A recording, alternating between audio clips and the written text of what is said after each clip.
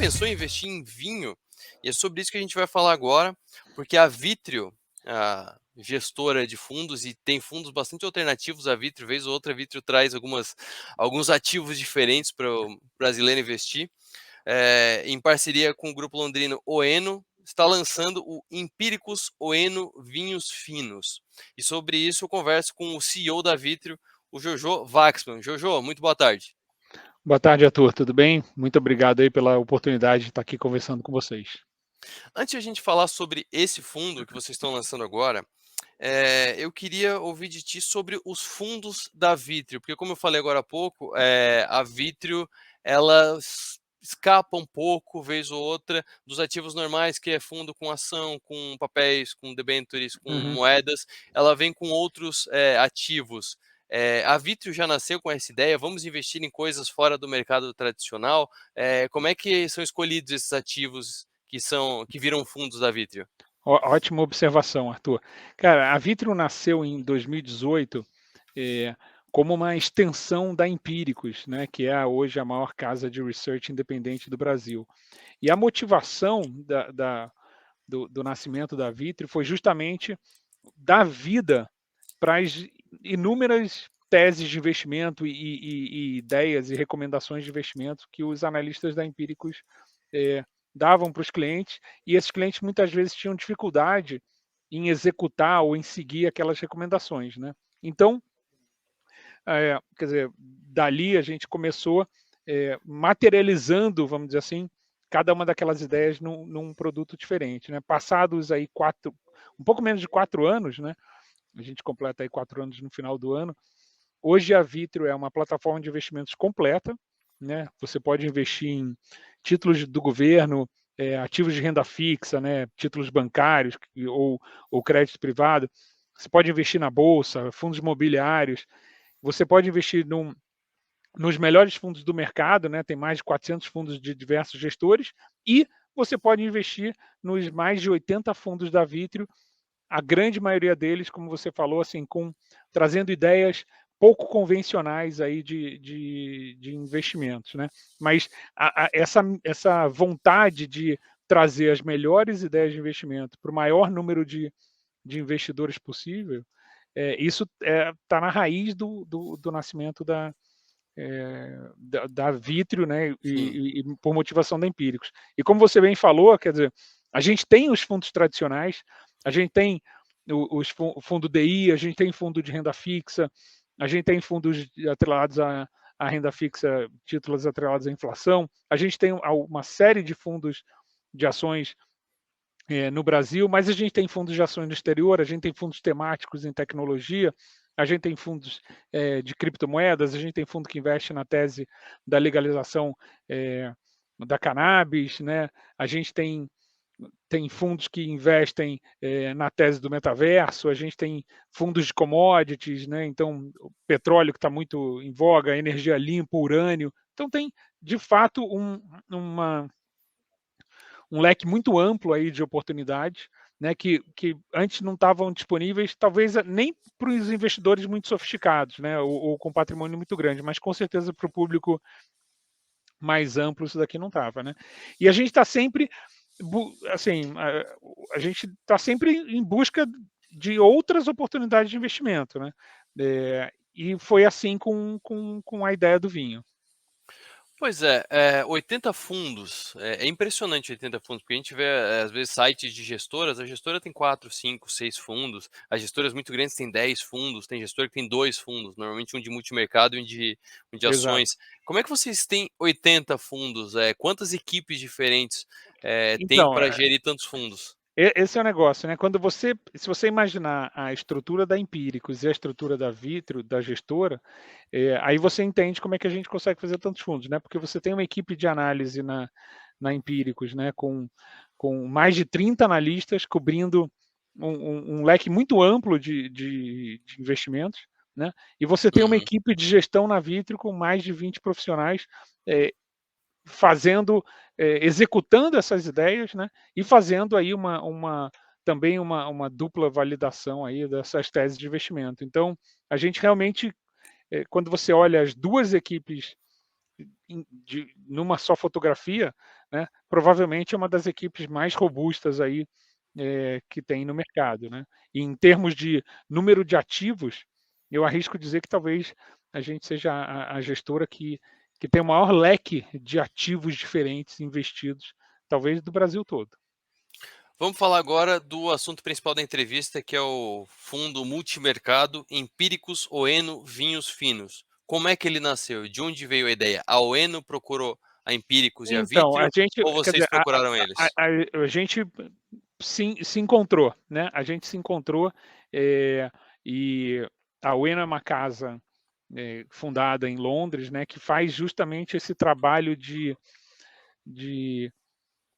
seleção de vinhos, né, e compra e venda, de vinhos finos, para grandes clientes, né. Então eles fazem um pouco desse trabalho de gestão das carteiras individuais, aí, ou de portfólios de vinhos individuais para clientes, além de ter uma loja e ter os especialistas lá, os Masters of Wines, eh, na casa.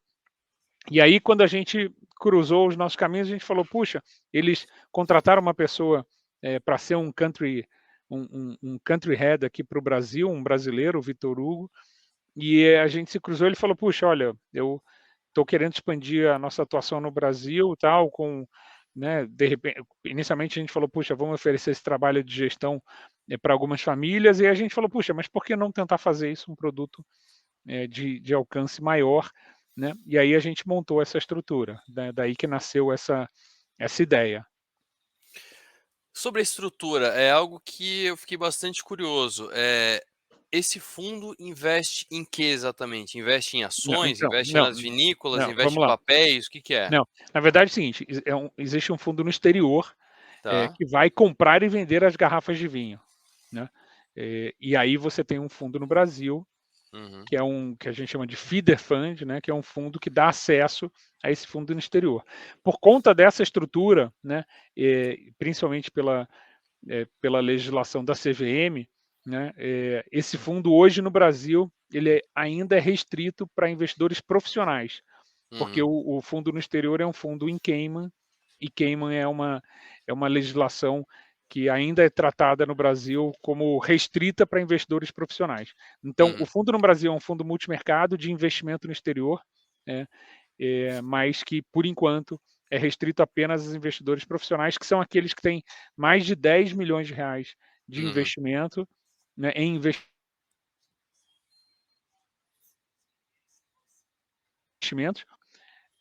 de certificação técnica, né, uhum. aceita pela CVM, né. Sim. Se eventualmente algum dia essa restrição lá fora cair, esse fundo poderá ser ofertado para clientes qualificados, né, mas Só pra gente por enquanto ele é restrito para o público profissional. sim, só pra gente fazer um comparativo com termos mais usuais do dia a dia, seria então uma espécie de é possível chamar de um fundo espelho desse fundo Cayman ou é uma Não, Cayman que né, na verdade são as Ilhas Caimã, né, tem mais acho que exato, é mais exato, parecido com as Ilhas isso, Caimã, né? exato, Ilhas Caimã, perdão, eu falei o nome em inglês, mas Uhum, assim, de certa forma é um fundo espelho, né, é que fundo espelho às vezes é usado para alguma outra coisa, mas é um fundo isso. de acesso, Aham, né, é um fundo que compra 100% sim. as cotas desse outro fundo, né, Quase uma exatamente. espécie de um BDR de fundo de investimento. É É, seria diretamente lastreado lá. é um par, exatamente. Isso. Mas ainda sobre o tipo de investimento, que a minha dúvida é o quê? Tá investindo na empresa, no resultado da empresa, no Não, lucro da não, empresa não, ou não, não, não, não está investindo na empresa, tá realmente, assim, esquece qual é o assunto, tá. tá. Quando você, quer dizer, quando você investe numa coisa, você compra o ativo por um Uhum, determinado preço, e você imagina que você vai vender isso depois por um preço maior, né. certo. Isso, quando você tem um fundo de ações, você compra as ações a um determinado preço e você imagina que você vai vender ela por um preço mais alto. Quando você investe num fundo de renda fixa, você compra um título a um determinado PU e você imagina que você vai vender ele a um PU mais alto, né, ou ele vai vencer, né, no caso de renda fixa, a um PU mais alto. Quando você por exemplo, a gente tem um fundo de crédito de carbono, você compra o crédito de carbono a um valor e você imagina que você vai vender ele num valor maior. Aqui é a mesma coisa, só que o ativo são são as garrafas de vinho, não é a empresa ou eu não estou comprando o lucro da vinícola ou nada disso, estou Uhum. comprando aquelas estou comprando aquele, o coisa, né. E por que isso, né, o que que tem acontecendo? O vinho, vinhos finos, assim como, ativos de luxo, de uma forma geral, eh, eles têm apresentado um crescimento nos últimos 20 anos, talvez, Uhum. um crescimento muito impressionante, de valor, né. E tem algumas explicações que eu acho que valem para a classe de ativos de luxo como um todo, né, e tem algumas explicações, específicas aí para o mercado de vinhos, ou vale também para o mercado de uísque, etcétera, né. O uísque tem até um o expressão até mais o expressão até mais forte, Uhum. né. O primeiro é o seguinte, né, do ponto de vista da demanda, você tem um mercado consumidor, que vem se ampliando, né, principalmente pela entrada do mercado asiático, como um mercado consumidor, né. De certa forma, os países asiáticos não estavam, né, inseridos, vamos dizer assim, no mercado mundial de ativos de luxo, né. Então hoje, se você vai, lojas de moda feminina, quando tem lançamento de bolsa, né, é Uhum. muito comum a gente ver aquelas fotografias ou filmes de aquelas, na Europa, assim, filas gigantescas com clientes asiáticos comprando. A mesma coisa vale para mercados de relógios ou mercado de arte, ou até, e com certeza para o mercado de vinhos ou de bebidas, né. Então, quer dizer, um lado é essa explicação assim, do aumento da Uhum. demanda, né. A outra coisa que, assim, ainda pelo lado da demanda, esse tipo de investimento que a gente chama de passion investment, né, investimentos de paixão, que, assim, cavalos, obras de arte, eh, moda, eh, Uhum. né, Oh, relógios, bebidas, vinho, todos eles têm a gente tem visto um aumento no na vamos assim, não só esse aumento de demanda geográfico, mas também, assim, as pessoas estão consumindo mais isso, né. Talvez aí como, eh, talvez por conta do excesso de liquidez que tinham nos mercados nos últimos anos, mas isso é um fato. E pelo lado da oferta, né, aí você tem, assim, e aí que eu acho que tem uma coisa específica no caso de bebidas, pelo lado da oferta, você tem, determinadas ofertas que são limitadas, né, ou elas são limitadas por vontade do produtor, ou elas são limitadas, por questões, eh, por questões estratégicas, sim. que não dá para mexer. Então, por exemplo, tem muito se falado o seguinte: pô, relógios Rolex, quando as pessoas estão comprar, tem fila de mais de ano para comprar, ou se você quer comprar um carro Porsche, também tem. Uhum. Porque tem uma demanda, né, muito grande, você tem uma produção limitada, mas, assim, conceitualmente, se a Rolex quisesse montar uma fábrica adicional em mais um ou 2 lugares, ela poderia, né. A mesma coisa com a Porsche, né. Então ali tem muito mais uma oferta controlada, né. Quando você vai para a questão dos vinhos, né, o que faz um vinho ser especial, né, tem a ver com o tipo de vinho, né, o tipo de uva, Uhum. naquela determinada localização, com aquela incidência de sol, com aquela condição climática, né. Eh, Você não consegue, e tem um limite que aquele terreno consegue produzir, né. É verdade que nos últimos anos a tecnologia tem possibilitado até um aumento da produtividade, mas eu não consigo falar o seguinte: "Olha, eu vou produzir esse vinho agora em outro lugar", né. Porque é limitado. Né, você pode produzir um outro vinho, mas não aquele. Isso é Sim. uma coisa. A outra coisa são as questões do tempo, né. Eh, um uma onda de calor ou uma onda de frio pode pôr em risco toda uma produção, toda uma safra de um ano, e aquela safra, né, ou como falam em inglês, aquele vintage daquele ano, eh, você está perdido. Então a produção, ela não é elástica, né, você não consegue, ampliar essa produção. E a terceira coisa é o seguinte, no caso de vinhos finos e poderia falar a mesma coisa para o uísque, você produz e você precisa de alguns anos para que aquele vinho se torne, né? No caso do uísque, você precisa literalmente trancar ele antes mesmo de vender, né? No caso do vinho, você já engarrafa ele, mas até que ele ganhe, que ele seja tomável, vamos dizer assim, Uhum, né? sim, Você tem determinados anos também aí de envelhecimento. Então, essas condições transformam isso aqui num caso clássico de uma oferta crescente com uma produção meio que estanque, eventualmente até cadente, sim. né? E isso gera sustentação de preço. Tem vários gráficos aqui que são interessantes da análise de preços nos últimos anos, né?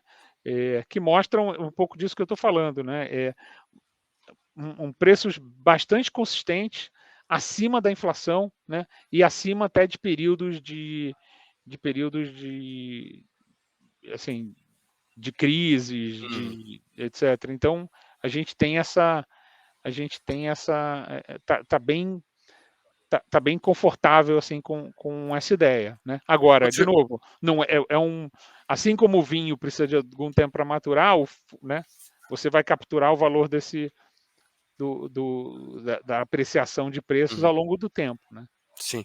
Ô, Jojo, para a gente tangenciar mais esse investimento, a gente está falando de vinhos finos. Dá exemplo de alguns vinhos que são negociados nesse fundo nas Ilhas Caimã. Quem tiver investindo nesse fundo vai estar investindo em que marcas de vinho? No Olha, Petrus, no Romanée Conti? não, a gente fez um evento, né, vamos dizer assim, um lançamento da ideia e algumas garrafas foram é, algumas garrafas de alguns vinhos foram provados ali e testados, né?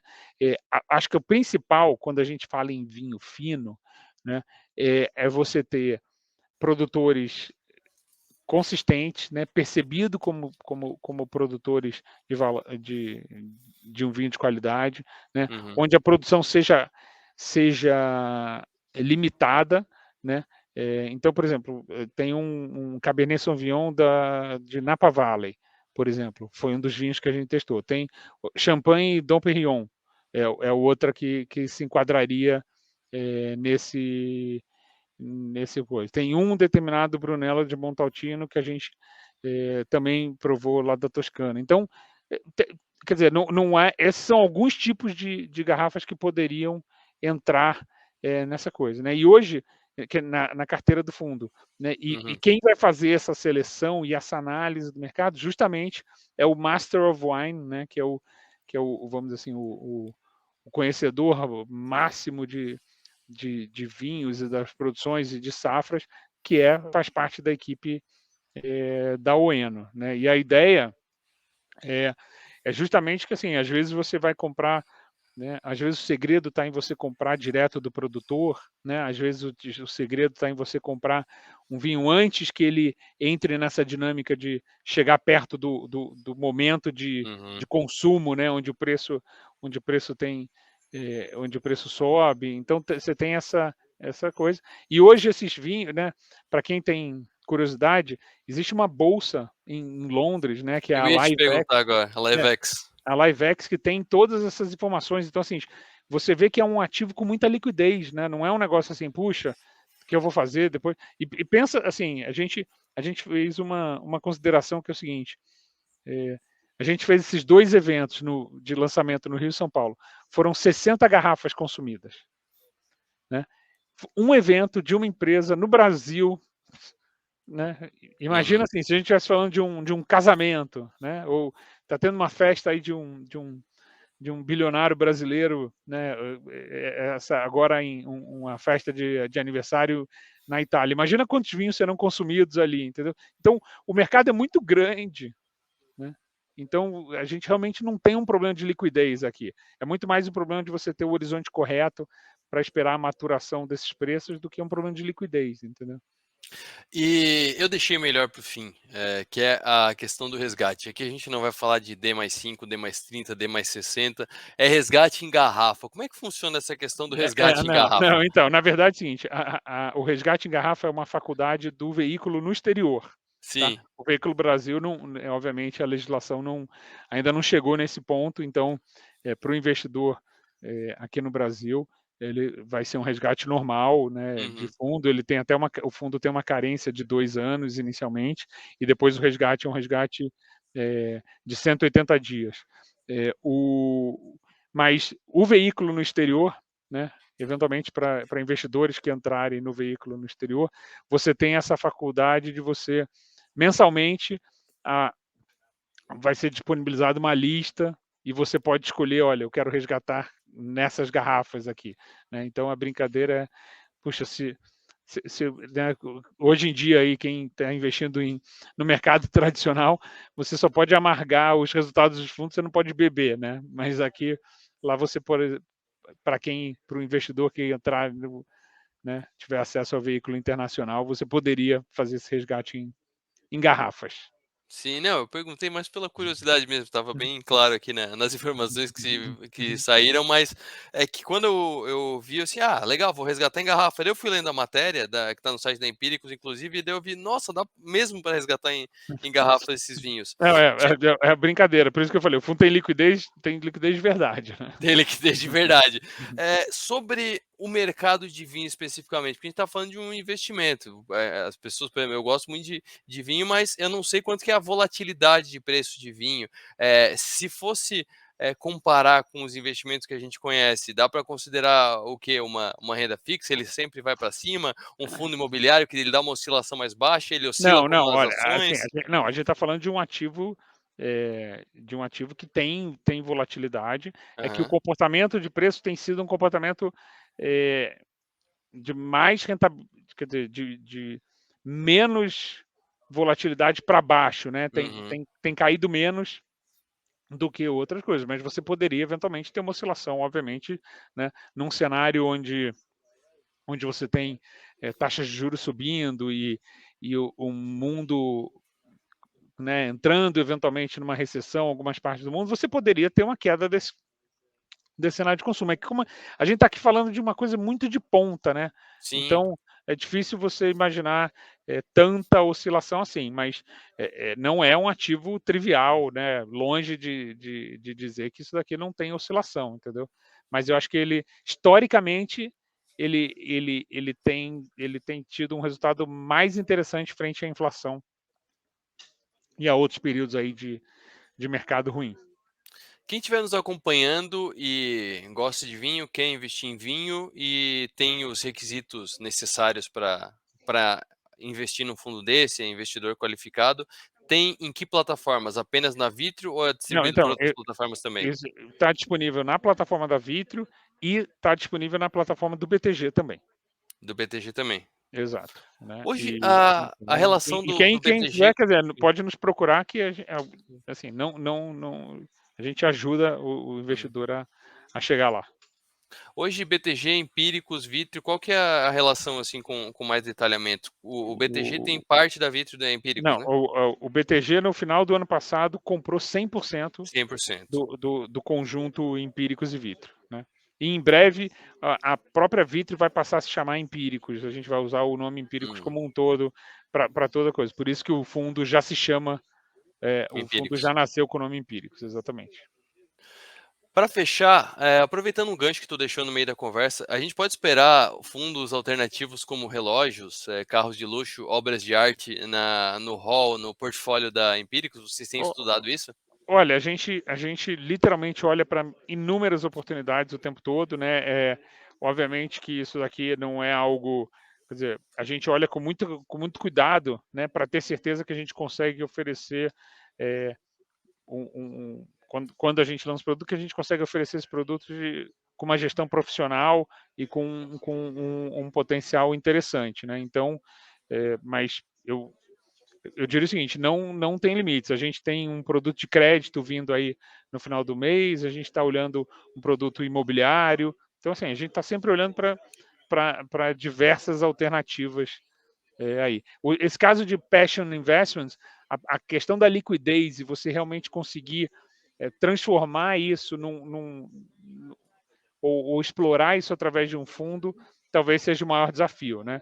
A Uhum. gente também tem aí para o final do ano, eventualmente, mais coisas nessa área climática, de crédito de carbono, então tem coisas chegando aí. Maravilha.